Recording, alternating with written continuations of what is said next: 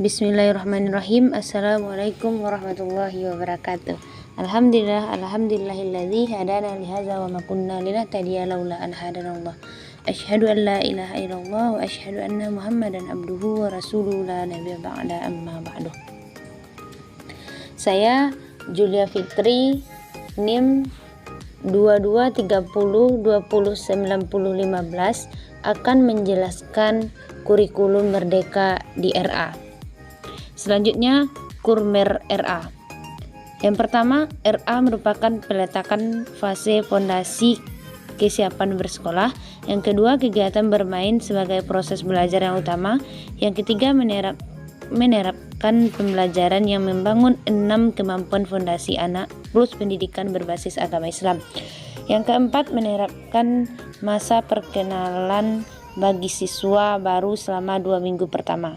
Nah, bagaimana anak cinta dengan sekolah dan belajar? Selanjutnya, satuan pendidikan perlu menerapkan pembelajaran yang membangun 6 kemampuan fondasi anak. Yang pertama, mengenai nilai agama dan budi pekerti. Yang kedua, keterampilan sosial dan bahasa untuk berinteraksi. Yang ketiga, kematangan emosi untuk berkegiatan di lingkungan belajar. Yang keempat, kematangan kognitif untuk melakukan kegiatan belajar seperti kepemilikan dasar literasi numerasi. Yang kelima, pengembangan keterampilan motorik dan perawatan diri untuk berpartisipasi di lingkungan belajar secara mandiri. Dan yang keenam, pemaknaan terhadap belajar yang positif. Selanjutnya, pembelajaran di RA. Yang pertama, belajar bermain berbasis buku sebagai sarana utama.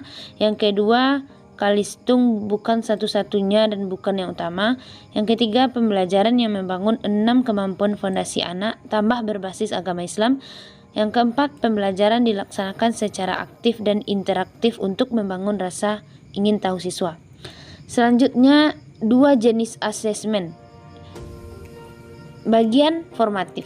Yang pertama, asesmen yang bertujuan untuk memberikan informasi atau umpan balik bagi pendidik dan peserta didik untuk memperbaiki proses belajar.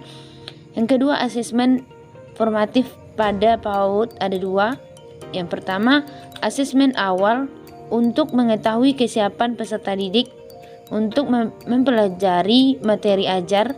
Dan yang kedua, asesmen harian dilakukan selama proses pembelajaran untuk mengetahui kebutuhan peserta didik dan sekaligus memberikan umpan balik yang cepat.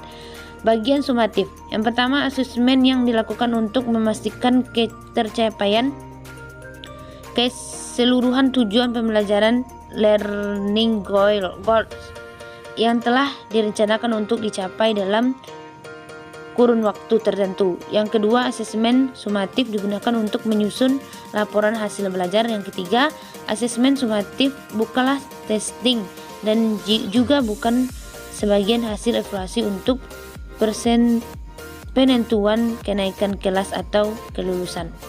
Selanjutnya, bagaimana teknis proyek penguatan PPP dan P2RA? Nah, bagaimana cara melaksanakan P5 P2RA dan apa materi yang disampaikan? Selanjutnya, profil pelajar Pancasila. Pelajar Indonesia merupakan pelajar sepanjang hayat yang kompeten, berkarakter dan berperilaku sesuai nilai-nilai Pancasila. Rumusan P5 adalah menyiapkan pelajar Indonesia untuk siap dengan kompetensi abad 21 sesuai dengan karakter keindonesiaan. Selanjutnya ada beberapa kompetensi kesusilaan. Yang pertama, beriman, bertakwa, berakhlak mulia. Yang kedua, berkebinekaan global. Yang ketiga, bergotong royong. Keempat, mandiri. Kelima, bernalar kritis. Dan yang keenam, kritis. Selanjutnya, memahami proyek penguatan PPP dan P2RA. Kegiatan project merupakan suatu pertualangan investigasi anak dengan pendampingan guru tentang suatu hal yang menarik minatnya, dan anak akan mengalami proses mencari tahu guna menguatkan profil pelajar Pancasila. Yang selanjutnya, beberapa hal penting proyek penguatan RPP dan P2RA. Yang pertama, pembelajaran proyek pada pendidikan anak usia dini menekan pada proses, bukan hanya produk. Pembelajaran produk adalah sebuah proses, menghargai kegagalan dan terus melakukan perbaikan. Yang kedua, pembelajaran proyek ini bukan merupakan pembelajaran yang sederhana. Oleh karena itu, proyek perlu dirancang dengan seksama. Proyek harus kontekstual, relevan, sesuai dengan sumber daya dan lingkungan setempat. Yang ketiga, penguatan profil belajar Pancasila di PAUD dilakukan dalam konteks perayaan tradisi lokal, hari besar nasional dan internasional. Dilaksanakan 1-2 proyek dengan tema berbeda dalam 1 tahunan ajaran. Yang keempat, ada 4 tema yang bisa dipilih.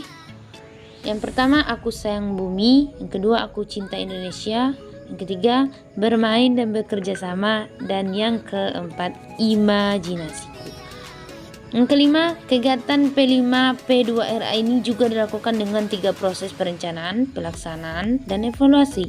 Ini berarti dibutuhkan modul proyek dan juga asesmen serta penilaian.